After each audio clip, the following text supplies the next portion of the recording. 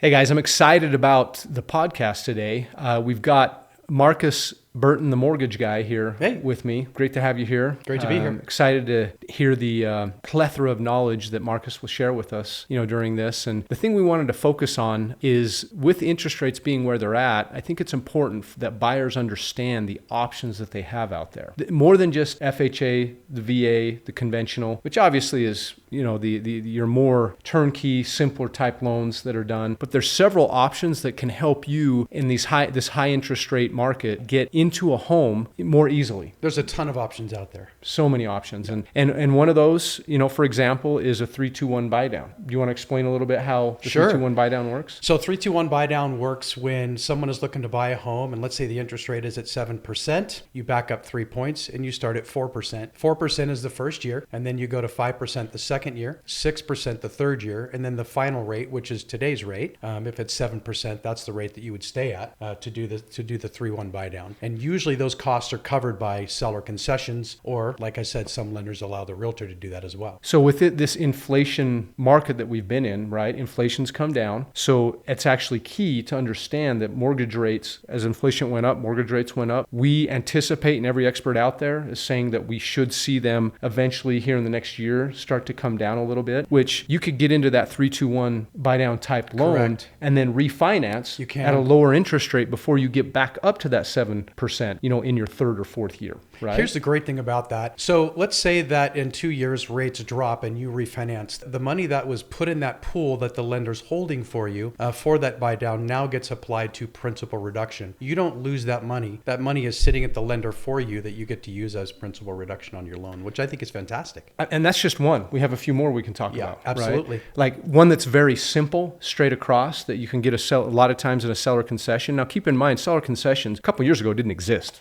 Where interest rates were at. I mean, it was multiple offers. I think one of the property that I listed, we had 53 offers, ended up going for about $40,000 or $50,000 over ask price, a townhouse. But those days are past, okay? So sellers are more likely, if they need to get their home sold, they're going to be a little bit more amenable to giving some sort of concession. So just a simple buy down or a discount point, how does that work? So that's a great question. The way that works is kind of like the 3-2-1 buy down or 2-1 buy down is the seller will give concessions. Except it's fixed, right? Except it's fixed. You're buying the rate permanently down. You don't get any money in an escrow fund or anything that the lender holds on to. If that seller provides you concessions that you're buying the rate completely down, you're fixed at that rate, whatever it is. For the lower 30-year you go, mortgage, the more expensive it gets. Super simple, straight across. Yep. Great thing to do to get that monthly payment where it's more manageable for you. Okay. Correct.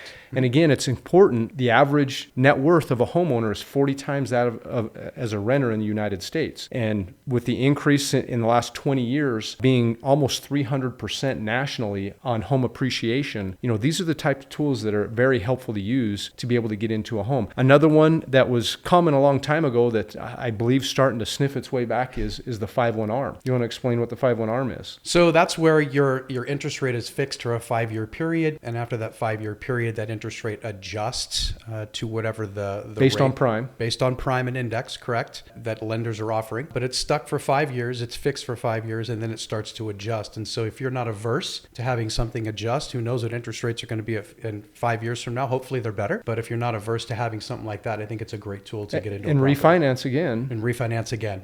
Before that, when rates come down. Absolutely. And so I would say like today, I know mortgage rates, even for a broker, are around 8%, right? Yeah. So what would a 5-1 ARM rate be at today? So I priced it just last night, actually, and I saw a 5-1 ARM for 6.375%.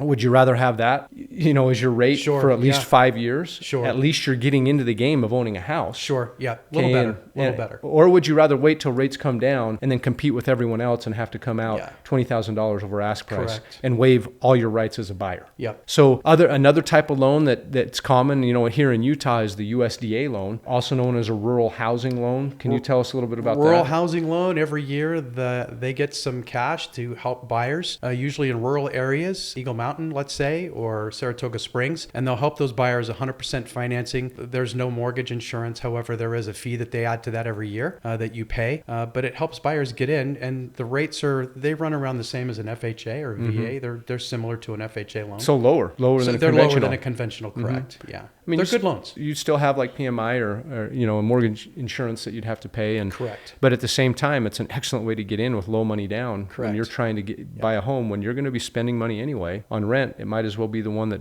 you might as well be the one that benefits. Sure. Yeah. And then one last one I think we should probably touch on real quick is the $20,000 assistance that Utah has available for 2,500 buyers, right? Now that is one caveat with that one is you have to be a first-time homeowner and it has to be a new build. It has to be a new build. You have to be a first-time home buyer. That means you've got to live in the state of Utah for 12 months or more. But it's $20,000. It's completely repayable back if you sell or refinance the house. They work that out. But I think that's an awesome way for someone who doesn't have a down payment. It covers down payment, closing costs, and even allows you to buy the rate down if that's what you want to use that money for. So help me understand, is it a grant or is it a loan, that $20,000? So it's secured by a second deed on the property. Okay. It's zero payments, zero interest, but you have to pay it back when you sell the property or refinance. I see. Which I would always bet on the long game when it comes to doing any of these types of loans. It's critical that you're well educated on it. Obviously, you can go to our Instagram at Layne Sells Utah, or you can go to Layne Thompson Real Estate. This information we will put out there. Again, our goal is to provide